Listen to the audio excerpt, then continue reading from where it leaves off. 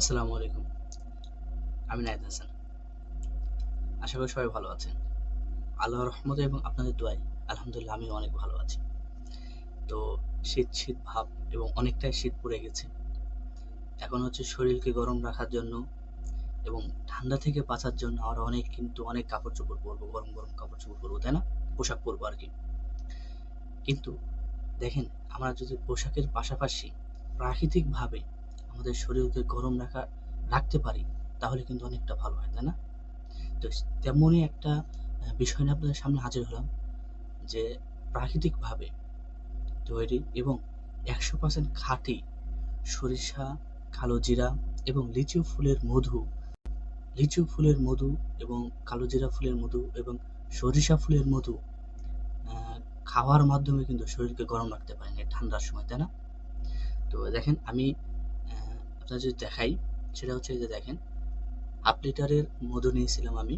হ্যাঁ, এটা হচ্ছে কালোজিরা ফুলের মধু। এখন যে 3 থেকে 4 দিন আগে নিয়েছি এটা আমি। তো আমি নিয়েছি অনেকদিন হলো, 3-4 দিন হয়ে গেছে মেবি। তার বেশিও হতে পারে, কম না।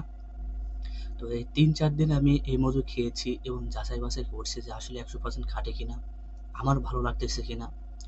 তো এই মধু খাওয়া এবং যাচাই-বাছাই করার পরে আমি বুঝলাম না, আসলে এই মধুটা 100% খাঁটি। এবং হচ্ছে আমি এর আগেও মধু নিয়েছিলাম অনলাইন থেকে। হ্যাঁ, তো সেখানে হচ্ছে আমাকে যে মধুটা দিয়েছে সেটা হচ্ছে এতটা গাঢ় ছিল না। আপনারা হয়তো ক্যামেরার জন্য বুঝতে পারতেছেন না কতটা গাঢ়। আমি বুঝতে পারতেছি। তো আপনারা নিলে বুঝতে পারবেন আরকি। তো এতটা গাঢ় ছিল না। সেটা আমি মনে করছি যে সেটা হয়তো অনেক প্রসেসিং এর মাধ্যমে আ আসছে, যেটার জন্য গাঢ়টা কেটে গেছে আরকি, পাতলা হয়ে গেছে আরকি, হ্যাঁ? ঘনত্ব কেটে গেছে। তো এটা কিন্তু অনেকটাই গাঢ় মধু। এটা হচ্ছে কালোজিরা ফুলের মধু। তো মধুর বিষয়ে যদি বলি, যে আমরা জানি যে আমরা যারা মুসলমান তারা জানি মধুর বিষয়ে আল্লাহ তাআলা এবং নবী করিম সাল্লাল্লাহু আলাইহি ওয়াসাল্লাম কোরআন এবং হাদিসে বলেছেন, তাই না? একটা হাদিস যদি আমি বলি, সেটা হচ্ছে নবী করিম সাল্লাল্লাহু আলাইহি ওয়াসাল্লামের কাছে এক সাহাবী এসে বলল যে তার ভাইয়ের প্রচন্ড পেটের ব্যথা এবং পেটের অসুখ, অনেকটা অসুস্থ। তো নবী করিম সাল্লাল্লাহু আলাইহি ওয়াসাল্লাম সেই সাহাবীকে পরামর্শ দিলেন যে তুমি তাকে মধু পান করাও। তখন নবী করিম সাল্লাল্লাহু আলাইহি সাল্লামের সাহাবী যিনি ছিলেন তিনি বাসায় গেল এবং গিয়ে তার অসুস্থ ভাইকে মধু পান করায়। তো তার কিছুক্ষণ পর দেখা গেল যে তার ভাই সুস্থ হয়ে উঠেছেন। তো সেখান থেকে বোঝা যায় যে মধু কতটা গুরুত্বপূর্ণ, তাই না? তো এই হাদিস হচ্ছে সহিহ বুখারীর আপনার হচ্ছে 5 নাম্বার খণ্ড, হাদিস নাম্বার 5360 নাম্বার। আপনার চাইলে চেক করে নিতে পারেন অনলাইনে। আপনি গুগলে গিয়ে সার্চ দিলেও কিন্তু এই হাদিসটা পাবেন। হ্যাঁ? আল্লাহ তাআলা জান্নাতের বর্ণনা দিতে গিয়ে, জান্নাতে কি থাকবে জান্নাতবাসীদের জন্য, সে বর্ণনা দিতে গিয়ে এক আয়াতে আল্লাহ তাআলা বলেন যে জান্নাতের তলদেশ দিয়ে মধুর সমুদ্র প্রবাহিত হবে। সুবহানাল্লাহ। তাহলে বুঝতেছেন যে যে জান্নাতে গিয়ে আমরা মধুর সমুদ্র পাবো, তো সে মধুর কতটা গুণমান। এবং আপনারা হয়তো আরেকটা কথা জানেন এবং অনেকে জানেন না, যে কালোজিরার কথা, যে নবী এবং আল্লাহ তাআলা দুইজনই বলেছেন যে কালোজিরা এমন একটা জিনিস যেটা মৃত্যু ব্যতীত সকল রোগের ওষুধ, তাই না? তো সেখানে কালোজিরা ফুলের মধু কিন্তু অনেকটাই কিন্তু অসুখ ছাড়ায়। আমি গ্যাস্ট্রিকের রোগী। তো সেখান থেকে কালোজিরা ফুলের মধু খাওয়ার পর থেকে অনেকটাই আমার গ্যাস কমে আসছে মাত্র 3-4 দিনে। তাহলে চিন্তা করেন যে যদি আমি এখানে সম্পূর্ণ শেষ করি এবং এরপর আরো নেওয়ার মানে পরিকল্পনা চলতেছে, ইনশাআল্লাহ আবার নিব। আরো যদি নিই তাহলে চিন্তা করেন আমার কতটা আমি গ্যাস থেকে আরোহণ পাবো। এখন আমি বলি যে এই মধুটা আমি কোথা থেকে নিলাম এবং আপনারা যদি নিতে চান কোথা থেকে নেবেন, কিভাবে নেবেন সেগুলো একটু বলি। যে এই মধুটা আমি নিয়েছি 3RB ফুড এর পেজ থেকে। কারণ হচ্ছে বাংলাদেশে অনেক পেজ আছে, অনেক দোকান আছে, অনেক ব্যবসা আছে, অনেকেই আছে যারা হচ্ছে মধু সেলস করে, অনলাইনে হোক বা ফিজিক্যালি হোক অথবা দোকানে হোক, যেভাবে হোক সেল করে।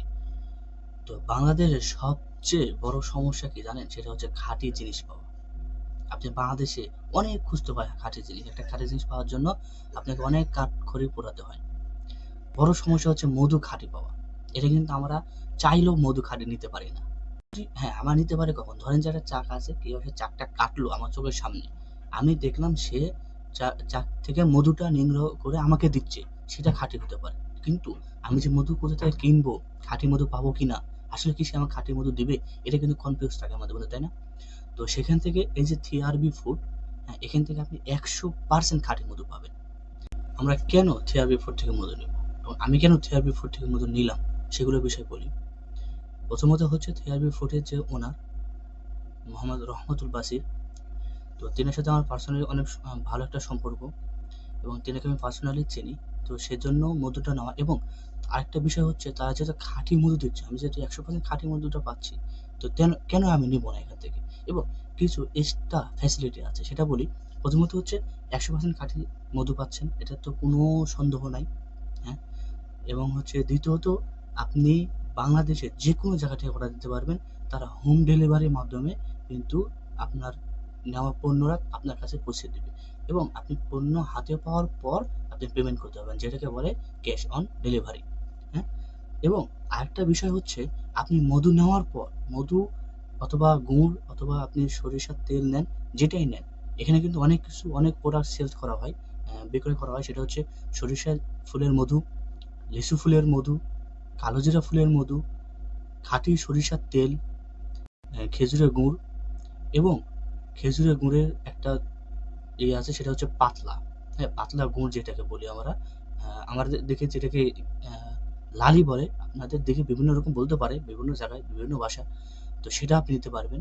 তো এইগুলো আপনি যেটাই নেন না কেন, আপনার পছন্দ মতন আপনি যেটাই পণ্য নেন না কেন আপনি নিতে পারবেন। এবং আরেকটা বিষয় হচ্ছে আপনার যতটুকু প্রয়োজন আপনি ততটুকু নিতে পারবেন। এখানে কোনো নিয়ম নাই যে আপনাকে 1 কেজি নিতে হবে, হাফ কেজি নিতে হবে। আপনার যতটুকু পর্যন্ত নেওয়ার সামর্থ্য আছে, আপনি যতটুকু পর্যন্ত নিতে যাচ্ছেন, আপনি ততটুকু পর্যন্ত নিতে পারবেন।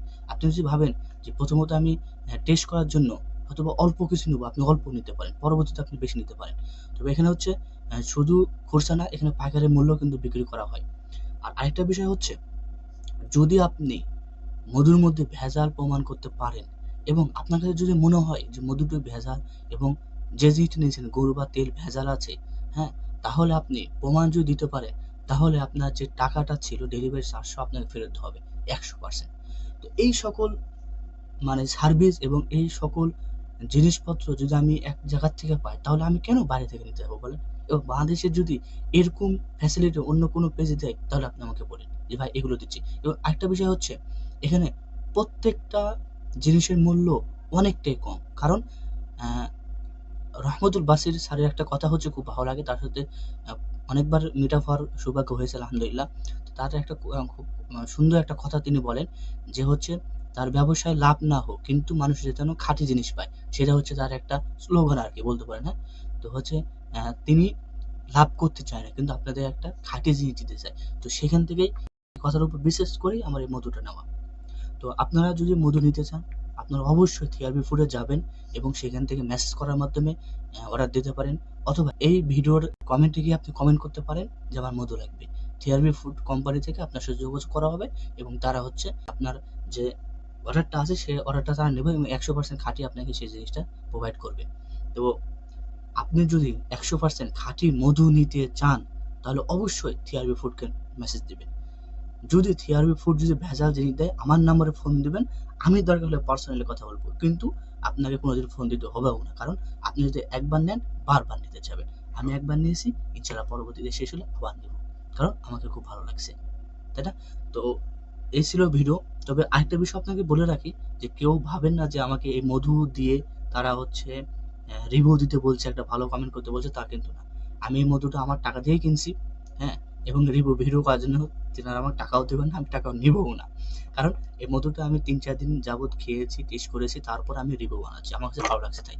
হ্যাঁ, তো হচ্ছে বিষয় হচ্ছে একটাই, যে আপনারা যদি মধু নিতে চান অবশ্যই এখানে যোগাযোগ করতে পারেন।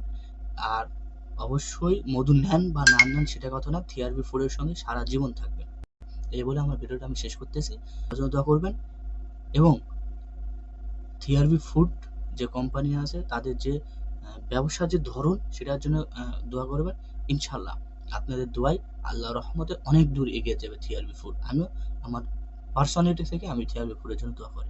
সবাই ভালো থাকবেন, সুস্থ থাকবেন, আমাদের জন্য দোয়া করবেন। আসসালামু আলাইকুম, আল্লাহ হাফিজ।